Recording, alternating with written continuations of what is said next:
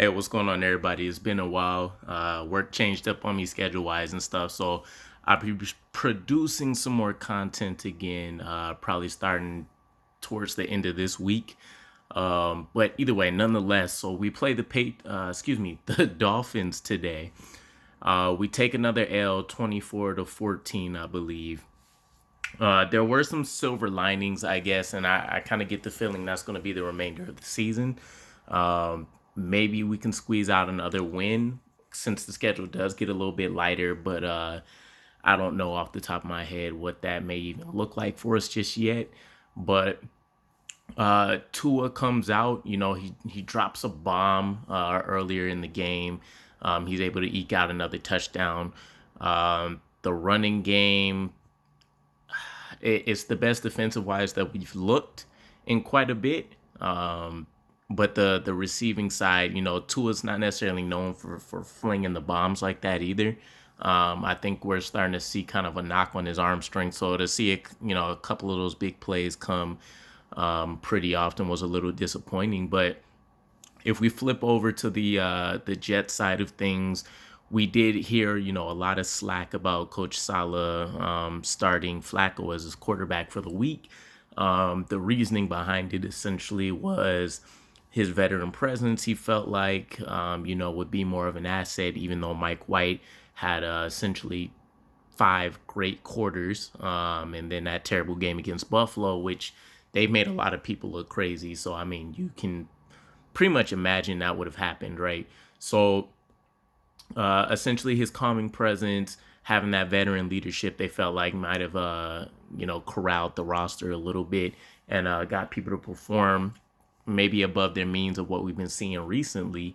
And I think there may have been some truth to that. They also mentioned him picking up blitzes and things a little bit more effectively, which compared to how we've seen the Dolphins performing against some of the other top tier teams like Lamar Jackson in more recent memory, things went fairly well. I believe we only had 2 sacks for the game. Joe Flacco was able to avoid any kind of interceptions. He threw 2 touchdowns. I think 2 of the big storylines that we've been seeing, and this has been kind of a progression week after week. Michael Carter didn't have much production in the receiving game this time around. I believe he only ended up having 1 target, but he produces another pretty effective game on the ground. I think he had just under 70 yards on like 13 carries, something like that. But Elijah Moore, he has historically one of the best games by a rookie that we've seen in some time. I want to say he finished 8 receptions for 144 yards, something like that, and a touchdown. So he's been continuing to produce week after week for the last 3-4 weeks, having one multiple touchdown game, I think, spread in between that time period. But we're starting to see what everybody essentially believed was going to happen from start to finish for him in the season. I think this is definitely putting him on notice to show that, he's still going through the rookie motions, but leading into his sophomore year, I think we'll see a huge jump, especially as Zach Wilson gets a little bit more experience when he comes back, which I would say we're probably predicting next week. We did have a surprise start, or surprise depending on what you expected, at right guard too, with Laurent Duvernay Tardif filling in for Greg Van Roden, and I think we've seen what his championship pedigree and kind of leadership brought to the offensive line. Things looked a little bit more cohesive. The offense just as a whole kind of clicked a little bit better. Now again, with Joe Flacco being at the helms, that definitely helped out quite a bit. We'll see what happens if Zach Wilson does get the nod for next week, or if they want to kind of play the Mike White card again. We'll see how that ultimately goes. But overall, I think the frustrating thing is that we still gave up, I believe, just under 400 yards of offense. Historically bad defense. Rex Ryan even, drilled Coach Robert Saleh a little bit. I did hear that he might have came back and they had a conversation, I guess, prior to the game. And he's kind of understanding maybe some of the things from an outside looking in perspective that maybe he wouldn't have been aware of. So I have to catch back up on that. I think that is interesting, but ultimately, yeah, almost 400 yards again today, especially against the Dolphins team who's been struggling to find an identity and have any kind of consistency on offense.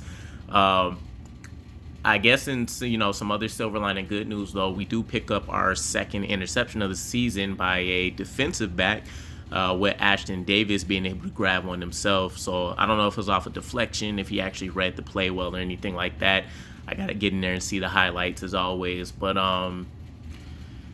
no sacks to speak for, really. I think there was a handful of pressures that I was able to see just through like Twitter and people updating me here and there. But there's definitely a problem. CJ Mosley's kind of mentioned a little bit that we have a benefit and a huge, con as well in having such a young team, and that they should be playing with a lot of energy, a lot of speed, just kind of, running around, hitting things.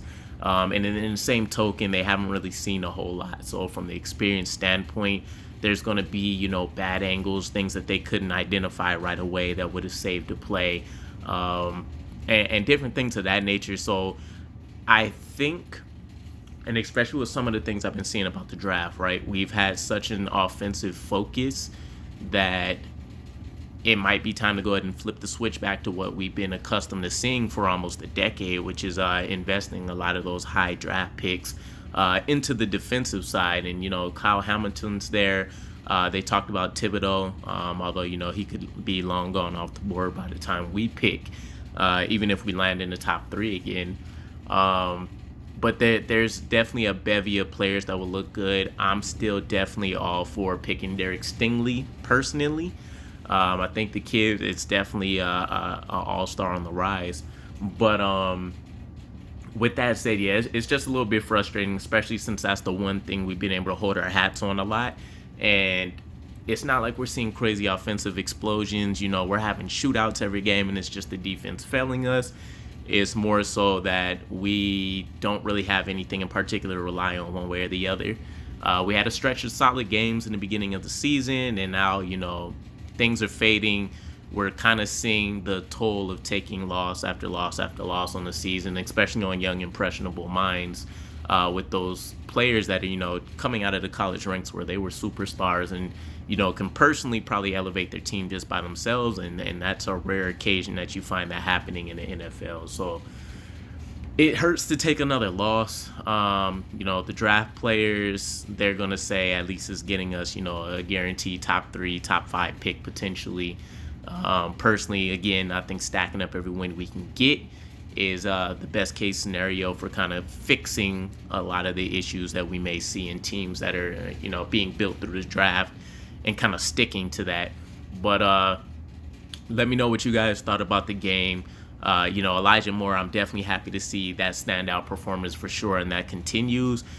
Just imagine, because especially we got, I think it's 6 or 7 more games. If he continues to stack an extra touchdown or have a multiple touchdown performance game, each game of the week, he might finish with 10 or 12 touchdowns and still crack the 1,000-yard barrier. So it'll be really interesting to see, again, kind of what it looks like when Zach Wilson returns. But until then, I'll catch up with you guys again. Peace.